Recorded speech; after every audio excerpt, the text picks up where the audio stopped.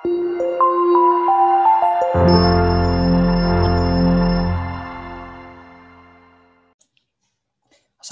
warahmatullahi wabarakatuh. Perkenalkan, nama saya Muhammad Fikrian Rais Amin dari Fakultas Hukum.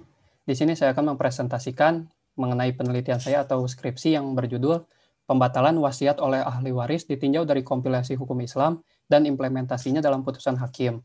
Studi kasus putusan nomor 1582 tahun 2016 Pengadilan Agama Bogor dan nomor 93 tahun 2018 Pengadilan Tinggi Agama Bandung dengan pembimbing Bapak Jejen Hendar, SH, MH. Latar belakangnya yaitu salah satu hal yang sering menimbulkan terjadinya perselisihan di dalam keluarga adalah masalah harta warisan. Perselisihan terjadi karena kematian seseorang yang meninggalkan harta warisan yang berakibat timbulnya masalah di kalangan ahli waris. Maka untuk mengurangi masalah mengenai harta peninggalan pewaris tersebut, pewaris dapat memberikan sebagian hartanya pada orang lain dengan pesan terakhir. Nah, dalam Islam pesan terakhir disebut dengan istilah surat wasiat.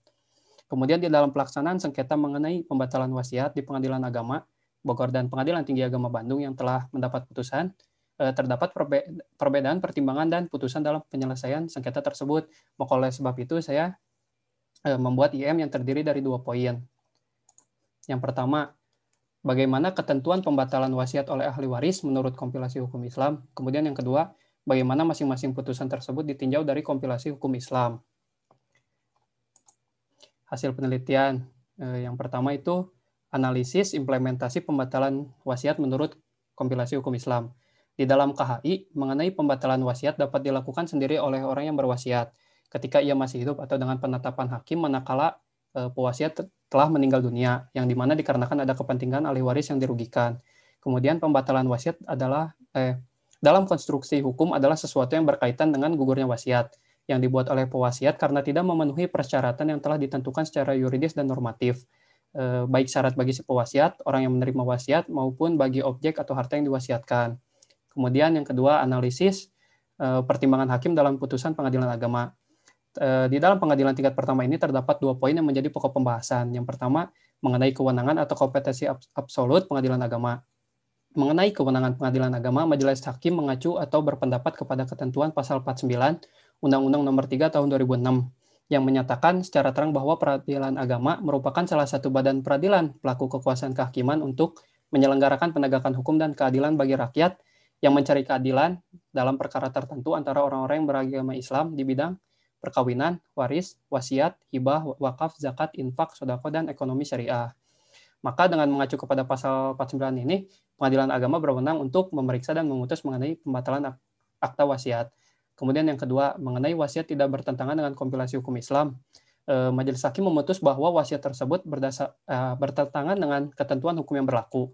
Dengan mengacu kepada pasal 181, jauh pasal 195 ayat 2, jauh pasal 201, KHI, dan juga jurisprudensi Mahkamah Agung nomor 76K tahun 92. Majelis hakim dalam memutus perkara ini itu belum tepat seluruhnya, yang dimana terdapat kesalahan dalam menafsirkan mengenai ketentuan, yaitu pasal 201 KHI dan juga jurisprudensi Mahkamah Agung. Di dalam pasal 201 KHI menyatakan bahwa apabila wasiat melebihi dari 1/3 dari harta warisan, sedangkan ada ahli waris yang tidak menyetujuinya, maka wasiat hanya dilaksanakan sampai batas 1/3 harta warisan tersebut. Maka wasiat ini seharusnya bukan dibatalkan, tetapi hanya dilaksanakan sampai 1/3 bagian dari harta warisan tersebut. Dikarenakan juga tergugat dan yayasan yatim piatu ini memiliki hak terhadap wasiat tersebut, dikarenakan itu adalah kehendak dari pewasiat itu sendiri. Kemudian mengenai jurisprudensi Mahkamah Agung RI menyatakan bahwa hibah yang melebihi 1/3 dari luas objek yang dihibahkan adalah bertentangan dengan ketentuan hukum. Di dalam perkara ini yang menjadi hal persengketaan ialah mengenai wasiat, bukan hibah. Maka itu salah, dikarenakan hibah dan wasiat itu berbeda. Kemudian yang ketiga, analisis pertimbangan hakim dalam putusan Pengadilan Tinggi Agama. Dalam perkara tingkat banding terdapat 2 poin yang menjadi pokok pembahasan. Yang pertama itu sama seperti poin 1 yang sudah saya jelaskan sebelumnya. Kemudian poin yang kedua itu mengenai pembatalan wasiat. Pembanding mengajukan permohonan banding terhadap putusan Pengadilan Agama Bogor dengan mengacu ke dalam ketentuan pasal 201 KHI. Namun majelis hakim tingkat banding itu berpendapat dengan mengacu berdasarkan ketentuan pasal 171 huruf A dan F, yaitu wasiat adalah pemberian suatu benda dari pewaris kepada orang lain atau lembaga yang akan berlaku setelah pewaris meninggal dunia. Maka bahwa wasiat tidak dapat dipisahkan dari ketentuan tentang kewarisan, yaitu tidak boleh melebihi sepertiga dari harta warisan, maka harus diketahui semua harta waris yang ditinggalkan oleh pewaris. Dan ternyata pewaris dalam gugatannya hanya menyangkut pembatalan wasiat dan tidak menyinggung harta warisan atau harta peninggalan pewaris. Maka majelis hakim tingkat banding berpendapat bahwa gugatan penggugat itu tidak lengkap, maka tidak dapat diterima sehingga putusan Pengadilan Agama Bogor dibatalkan. Kemudian kesimpulan dan saran. Yang pertama, kesimpulannya, wasiat hanya dapat dilaksanakan maksimal sepertiga bagian dari harta warisan, kecuali ada persetujuan semua ahli waris. Pembatalan wasiat dapat dilakukan sendiri oleh orang yang berwasiat ketika ia masih hidup atau dengan penetapan hakim, manakala pewasiat telah meninggal dunia, dikarenakan ada kepentingan ahli waris yang dirugikan. Kemudian yang kedua, masing-masing putusan tersebut ditinjau dari kompilasi hukum Islam. Pada tingkat 1, hakim keliru dalam memutuskan kasus ini, karena dalam pertimbangannya hakim melihat dalam pasal 201 yang dimana secara jelas apabila wasiat melebihi 1/3 dari harta warisan, sedangkan ada ahli waris yang tidak menyetujuinya, maka wasiat hanya dilaksanakan sampai 1/3. Kemudian dalam tingkat banding itu hakim melihat bahwa gugatan penggugat hanya menyangkut pembatalan wasiat dan tidak menyinggung harta waris atau harta peninggalan almarhumah secara keseluruhan.